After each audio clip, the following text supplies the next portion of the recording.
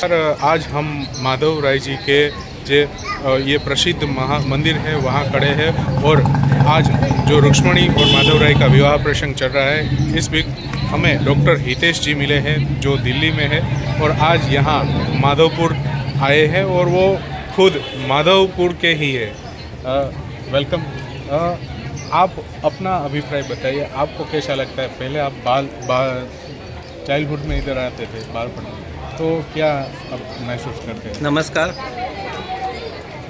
पूरा मैं बताऊंगा कि 55 इयर्स माधवपुर में करीबन मैंने 30 से ज़्यादा जो माधवपुर का मेला है वो देखा है।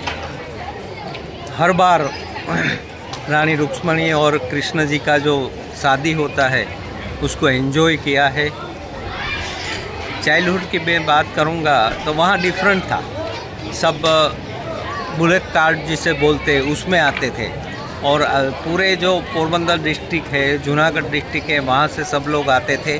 यहाँ रात भर ठहरते थे क्योंकि ट्रांसपोर्टेशन इतना नहीं था। और ये स्वयंभू मेला था। स्वयंभू मेला का मतलब ये कि किसी को इन्विटेशन देना नहीं पड़ता था। सब, क्योंकि ये एक बहुत बड़ा प्रसंग है जहाँ हमारे कृष्ण जी का मैरिज शादी होता है, तो सब अपने आप अपनी मर्जी से आते थे और एंजॉय करते थे। जैसे जैसे टाइम चेंज होता गया काफ़ी चेंज आया और वो चेंज में हमने ये देखा है कि लास्ट 6 साल से करीबन गवर्नमेंट ऑफ गुजरात ने टूरिज़्म डिपार्टमेंट है उन्होंने लिया है और इन बिटवीन हमारे ऑनरेबल प्राइम मिनिस्टर है उन्होंने देखा और उन्होंने फाइंड आउट किया कि रुक्मणी जी है वो बेसिकली नॉर्थ ईस्ट के हैं। तो नॉर्थ ईस्ट से रुक्मणी जी को लेके कृष्ण भगवान यहाँ आए थे। और ऐसे भी कहते हैं ना कि ये सबसे पहला लव लेटर था और सबसे पहले किसी को भगा के होने वाली शादी थी। तो हर बार लास्ट 6 साल से वहाँ से बहुत आर्टिस्ट आते हैं जो एक पूरे ये डिस्ट्रिक्ट तो ठीक है लेकिन पूरे गुजरात के लिए ये एक बहुत बड़ा प्रसंग रहता है कि जहाँ सब आर्टिस्ट मिज़ोरम, नागालैंड, पूरा नॉर्थ ईस्ट से आके अपनी कला का प्रदर्शित करते हैं। और ये हम सब के लिए बहुत इंटरेस्टिंग रहता है क्योंकि हम में से काफ़ी लोग ये सब चीज़ टीवी में देखते हैं लेकिन आज अपनी आँखों से देखते हैं तो उसका एन्जॉयमेंट एक डिफरेंट रहता है। कई सालों से अब ये मेले में आ रहे हैं, तो पिछले सालों जो मेला होता था और इस वक्त जो मेला मनाया जा रहा है उसमें क्या डिफरेंट है? पहले जो मेला होता था उसको अगर गुजराती लैंग्वेज में हम बोले तो वो तरबूचिया मेला जिसको बोलते हैं। मतलब हर बार तरबूज के बहुत स्टॉल रखते थे और थोड़ा सा गंदगी भी रहती थी, थोड़ा डिसिप्लिन कम रहता था और सब अपनी तरह से वहाँ ही सो जाते थे, वैसा सब रहता था। लेकिन एन्जॉयमेंट तो तभी भी था। जब से गुजरात गवर्नमेंट ने लिया है तब से काफ़ी डिसिप्लिन, काफ़ी well plan and well organise है ये मेला। वेल ऑर्गेनाइज होने से क्या है कि कहीं भी भीड़ नहीं रहती। स्टैंपिंग का कभी भी ऐसे हुआ भी नहीं है, लेकिन स्टैंपिंग का कभी डर भी नहीं रहता और पुलिस भी अच्छा काम कर रही है। और सबसे अच्छा है कि ये नॉर्थ ईस्ट एंड के सब आर्टिस्ट का यहाँ आना, उनका 4 दिन में अपना जो परफॉर्मेंस है वो देखना। और ऐसा हमें लगता है कि चाहे कहीं भी हो लेकिन जो एक अभी मोदी जी का सूत्र है कि एक भारत श्रेष्ठ भारत, वो हमें यहाँ देखने को मिलता है। ये सबसे बड़ी अचीवमेंट है।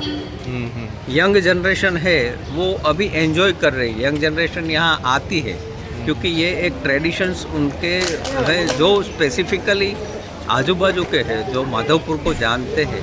वो काफ़ी लोग आ रहे हैं जिसको हम जैन जी बोलते हैं। जैन जी जनरेशन को बहुत अच्छा लगता है ये मेला क्योंकि ये जो नॉर्थ ईस्ट की सब प्रतिकृति है, सब कलाकृति है और उनका जो हार्ट यहाँ लगता है वहाँ से उनको बहुत सारी चीज़ मिलती है। तो वो लोग काफ़ी एंजॉय करते हैं। एंड मैं ऐसा बोलूँगा कि ये सबसे बढ़िया प्रयास है कि दोनों संस्कृति को एक रूप में लाने का। गवर्नमेंट द्वारा खर्च किया गया है और इस वक्त जो मंदिर है उसका भी अब डेवलपमेंट करेंगे, एक नया प्रोजेक्ट आ रहा है माधवपुर में, तो उसके बारे में आप क्या कहेंगे? What is the future? भविष्य क्या है होगा माधवपुर का फ्यूचर बहुत उज्जवल है।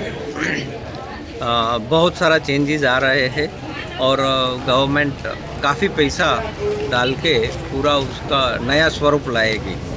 नया स्वरूप में ये है कि जब भी डेवलपमेंट होता है तो गांव के लोगों को थोड़ी तकलीफ होती है। गांव के लोगों को एक्सेप्टेंस एंड एडेप्टेशन करना पड़ेगा, तो ही ये माधवपुर का जो नया माधवपुर होगा उसमें they become a part of it, वो लोग भी एंजॉय कर सकेंगे। वो बहुत इम्पोर्टेंट है, क्योंकि एक डिफरेंस ऑफ सोच रहती है कि माधवपुर जो पहले था, या तो जो एक एन्जॉयमेंट था, अभी नई तरह से एन्जॉयमेंट होंगे, नए रूल्स होंगे, नए रेगुलेशन होंगे।